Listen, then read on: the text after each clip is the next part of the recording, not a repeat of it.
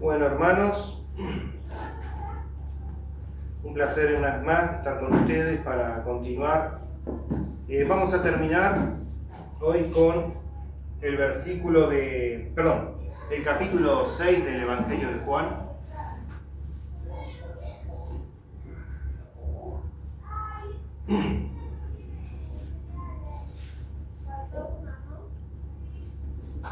Vamos al al versículo 60.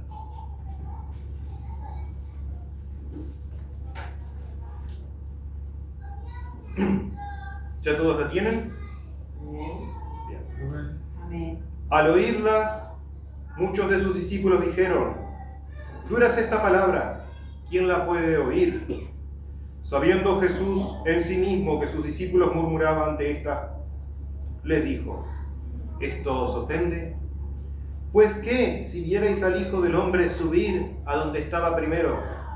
El Espíritu es el que da la vida, la carne para nada aprovecha.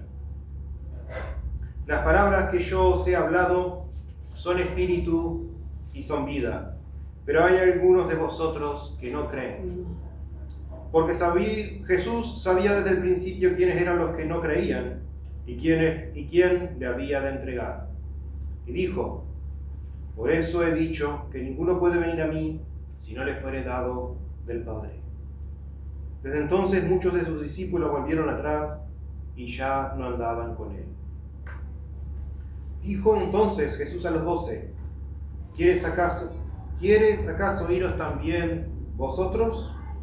Le respondió Simón Pedro: Señor, ¿a quién iremos? Tú tienes palabras de vida eterna.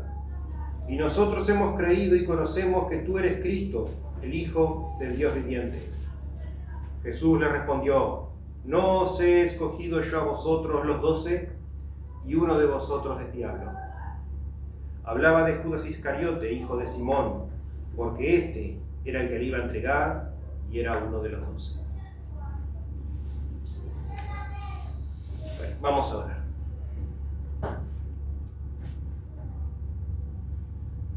Padre Celestial, estamos ante ti reunidos, Señor, para aprender, para empaparnos, Señor, de la palabra, palabras de vida eterna, Señor. Llénanos, sácianos y danos entendimiento para comprender el mensaje que aquí está plasmado. En el nombre de Jesús. Amén. Amén. Amén.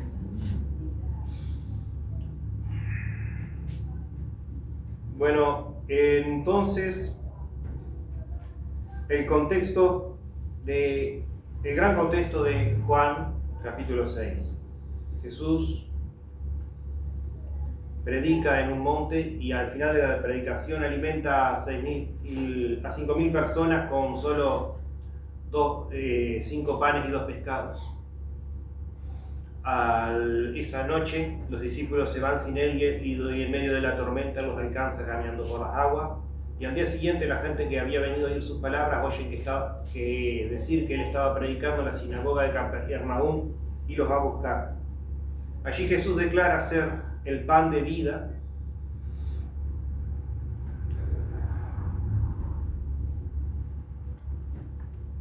Y que el que come su carne y bebe su sangre tendrá la vida eterna.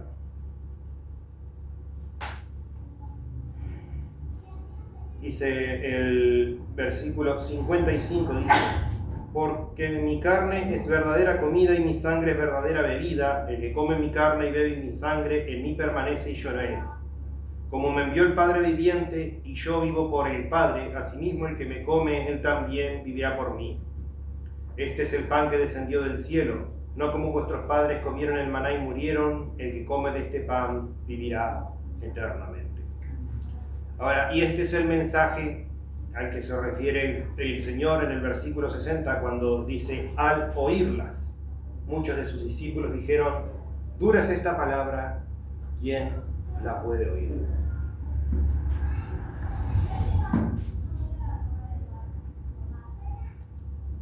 Es ciertamente una palabra muy dura, y también muy confusa. Jesús habla en este momento, no está pidiendo que por favor vengan y se coman su carne. Está hablando en términos espirituales. Y sabiendo Jesús en sí mismo, o sea, él sin que por su propia cuenta conocía lo que ellos murmuraban por dentro, les dijo, ¿esto os ofende? ¿Os ofende este mensaje? No está, como dijo, está hablando en términos espirituales, pero ellos no saben discernir. Lo que el Señor está diciendo es que Él es el pan que da saciamiento. Él les dijo, en el versículo 26 respondió Jesús y les dijo, de cierto os digo que me buscáis, no porque habéis visto las señales, sino porque comiste el pan y os saciasteis. Está hablando de que Él da saciamiento. Las palabras que Él habla son vida y son verdad y producen saciamiento en las personas.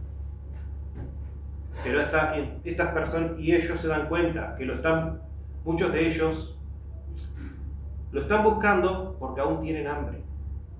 Puede pasar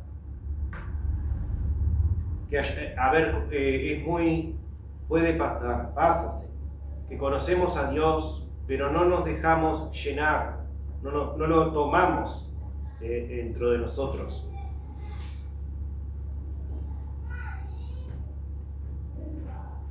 Como dice el versículo 56, el que come mi carne y bebe mi sangre en mí permanece y yo en él. De nuevo, no se trata de literalmente comer la carne del Señor, es la idea de compenetrarnos con Él a tal punto que nosotros somos parte de Él y Él parte de nosotros. Y ese es el punto en que seremos saciados.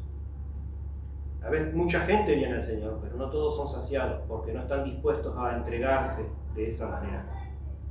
No están dispuestos a dejarlo entrar en su vida de esa manera. Y Él les dice, ¿esto os ofende? Pues que, dice el versículo 62, pues que si viereis al Hijo del Hombre subir a donde estaba primero. Es decir, estas palabras hacen titubear vuestra fe. Entonces, ¿qué va a pasar cuando yo me vaya? ¿Qué va a pasar cuando el Hijo del Hombre no esté más en la tierra?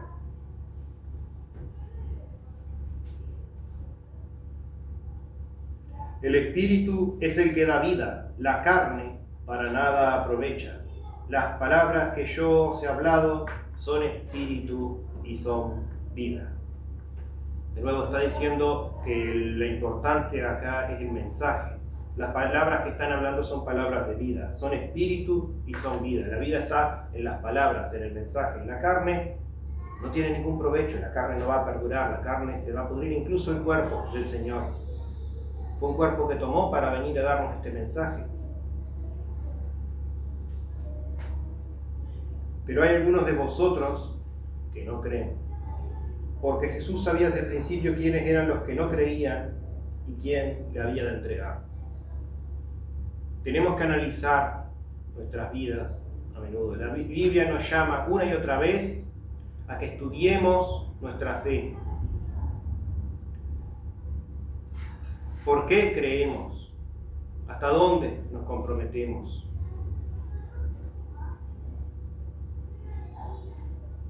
Porque muchos venimos a Jesús porque vemos en Él un pan, una palabra que sacia, algo que satisface una necesidad interna, un hambre que teníamos. Pero después no queremos, nos quedamos en la puerta. No nos comprometemos con Él como Él se comprometió con nosotros y tenemos que analizar nuestra vida. Todo el tiempo tenemos que estar siempre analizando nuestra vida. ¿En qué nos estamos resistiendo al Señor? ¿En qué estamos resistiendo la obra del Espíritu en nosotros?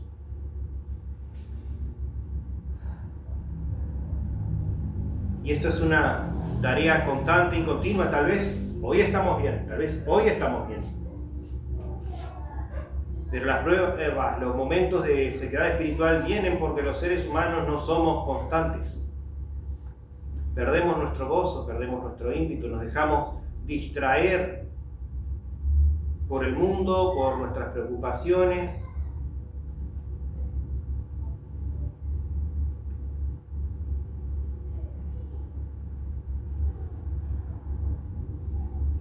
Por pecados que nos dan tanta vergüenza que ni los queremos confesar. Por eso Jesús sabía desde el principio que quiénes eran los que no creían y quién le había de entregar. Jesús sabía que en medio de esa multitud, que todos estaban ahí para seguirlo, todos estaban ahí para escuchar su mensaje, pero no todos creían. Y algunos lo iban a entregar. Y dijo: por eso os he dicho que ninguno puede venir a mí si no le fuere dado del Padre. Desde entonces, muchos de sus discípulos volvieron atrás y ya no andaban con él.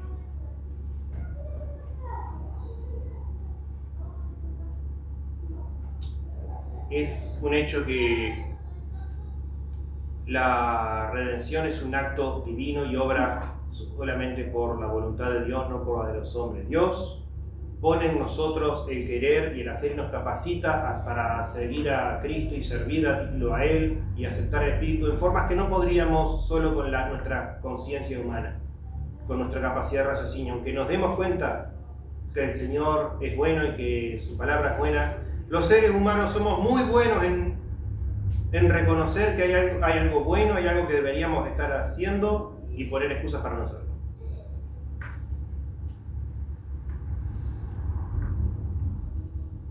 Entonces, el cambio, la transformación tiene que venir de Dios. Dios pone en nosotros el amor. Dios pone en nosotros la fe. Tenemos que dejarlo obrar.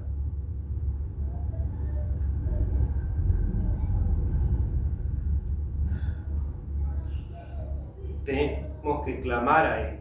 Yo no creo que esto signifique que hay gente que está determinado de antemano que no van a venir, pero sí creo que hay un componente que tiene que obrar el Señor. Por eso también es muy importante que nosotros, los que creemos, oremos por los que están perdidos. Porque ellos no pueden venir todavía porque les falta algo. Pero el Señor oye las oraciones. Y por eso salir a predicar no basta. Si salimos a predicar y a repartir mensajes, invitaciones, y no oramos por el perdido, estamos haciendo solo la mitad del trabajo.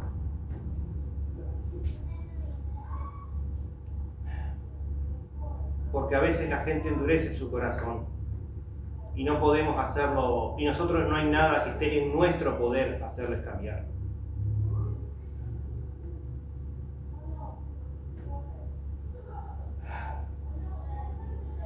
Y dice: desde entonces muchos de sus discípulos volvieron atrás y ya no andaban con él. Dijo entonces Jesús a los 12: ¿queréis acaso iros también vosotros? Le respondió Simón Pedro: Señor, ¿a quién iremos?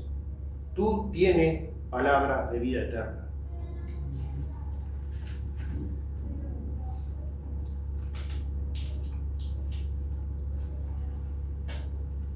Y nosotros hemos creído y conocemos que tú eres el Cristo, el Hijo del Dios viviente.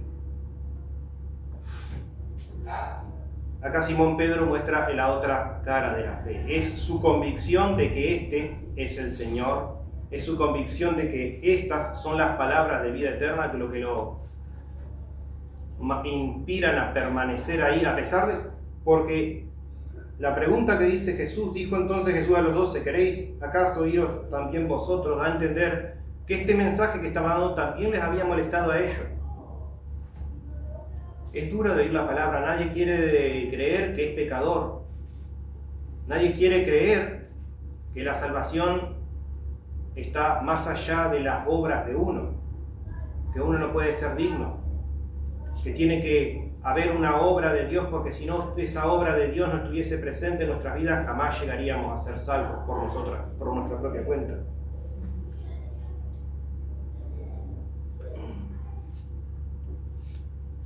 especialmente en una cultura como estos aquí son el origen de la cristiandad, sí, pero estos aquí son judíos. Judíos de pura cepa que crecieron en una cultura donde el practicar las obras de la ley y el hacer los sacrificios y el seguir esta doctrina y los mandamientos y todas esas cosas era la parte más importante de la religión. Especialmente bajo la interpretación que hacían los fariseos y los líderes judíos de la época, que habían vuelto la ley y las tradiciones más estrictas de lo que aún era. Entonces, en una cultura donde el hacer buenas obras se preciaba tanto, que venga el Hijo de Dios y te diga: tus buenas obras no serán suficientes, tiene que Dios venir y poner algo en ti que a vos te falta. Choca. Y nosotros, lo que hace que endurezcamos nuestro corazón es que queremos oír la voz de Dios, pero muchas veces lo que queremos es oír la voz de Dios decir: bien hecho, siervo fiel, pero sin que nosotros hayamos sido los fieles. Queremos oír el halago, pero no queremos oír la crítica o la reprimenda.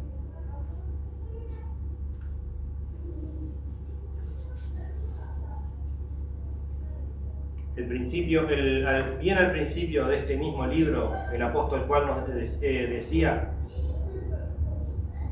que las tinieblas no vienen a la luz para que sus malas obras no sean reconocidas.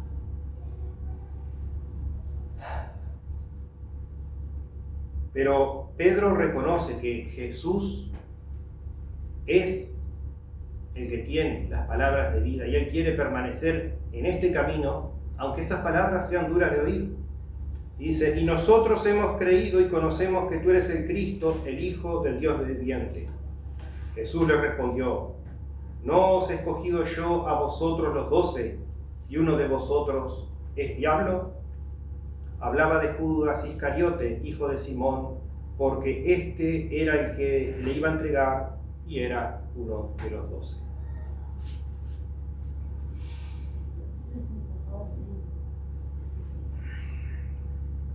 Estas palabras son siempre difíciles de entender porque desde tiempos inmemoriales los seres humanos hemos discutido una y otra vez acerca de la predestinación, el libre albedrío, y sabemos que hay un poco de ambos. No se puede leer la Biblia y decir que ninguno de los dos exista. Sabemos que hay un cierto determinismo porque las profecías y los planes de Dios no podrían cumplirse si Dios no estuviera en control de todas las cosas. Pero sabemos que hay libre albedrío porque muy a menudo la Biblia hace hincapié en la elección.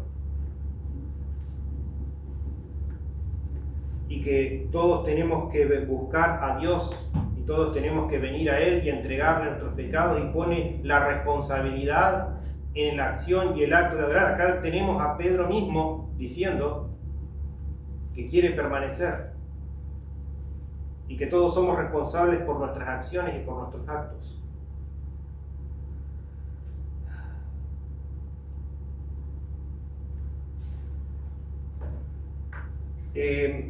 Y honestamente yo no espero poder ofrecer ninguna claridad que tantos sabios antes de mí no hayan podido dar. Mi opinión es que simplemente nosotros los seres humanos tenemos libre albedrío, pero somos mucho menos creativos con ese libre albedrío de lo que nos imaginamos. Siempre vamos a lo seguro y somos predecibles. Entonces, sí, cuando alguien nos dice que no nos gusta oír, ¿qué hace la gente? Se endurece y se va.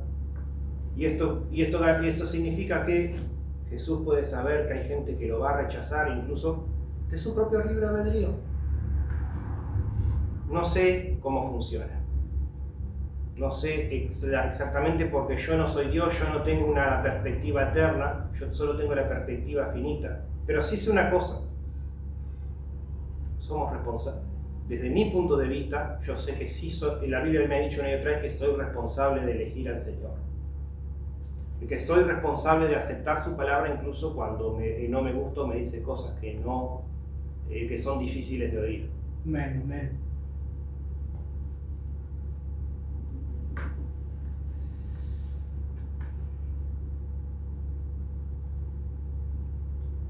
Y sé que Él tiene la vida eterna, las palabras de vida eterna. Estoy aquí por ello. Ahora roguemos al Señor que nos dé claridad y sabiduría para que nos analicemos de continuo.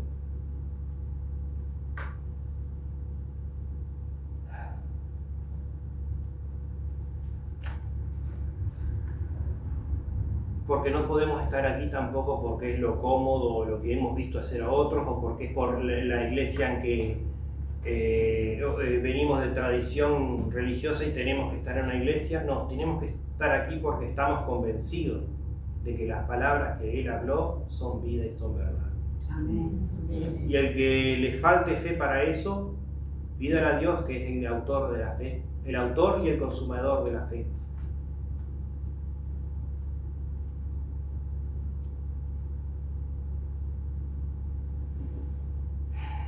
Creo que es también esto una lección en el peligro de poner nuestras expectativas de lo que Dios es o debe ser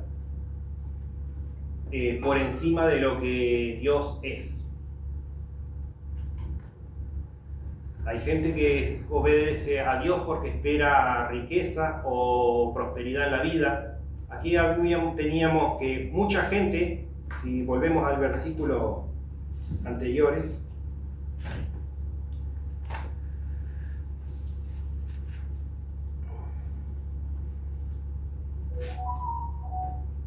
acá, en el versículo 15 del capítulo 6, en el versículo 15 dice: pero entendiendo Jesús que iban a venir para apoderarse de él y hacerle rey, volvió a retirarse al monte él solo. Esta gente estaba aquí porque esperaban un Jesús que iba a reclamar el trono de David y liderar una revolución de independencia por el reino.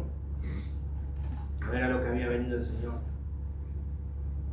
Pero seguía siendo el dueño de las palabras de vida. Se echaron atrás porque esperaban un líder terrenal y encontraron un líder espiritual.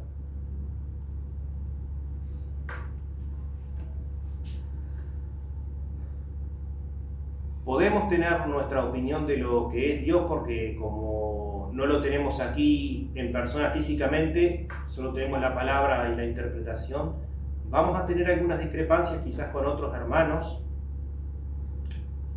pero nuestro entendimiento de Él tiene que estar sometido a la que la palabra de Dios dice que es. Amén, amén.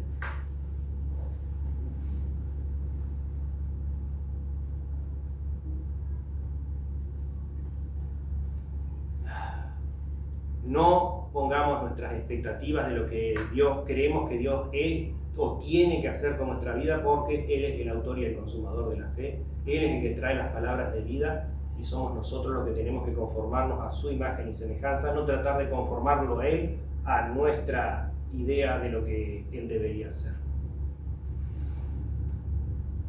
Vamos a orar. Padre Celestial, te pedimos que tú estés con nosotros y nos acompañes, porque esta ciertamente es palabra dura de oír. Y nosotros siempre queremos creer que estamos bien y en paz contigo, pero tenemos que analizarnos a fondo. Muéstranos, Señor, si realmente estamos en paz contigo, si realmente estamos siguiéndote, si te estamos dando discernimiento. Y si alguno está débil en la fe, Señor, te pido que tú lo fortalezcas. Afírmanos, Señor, en nuestra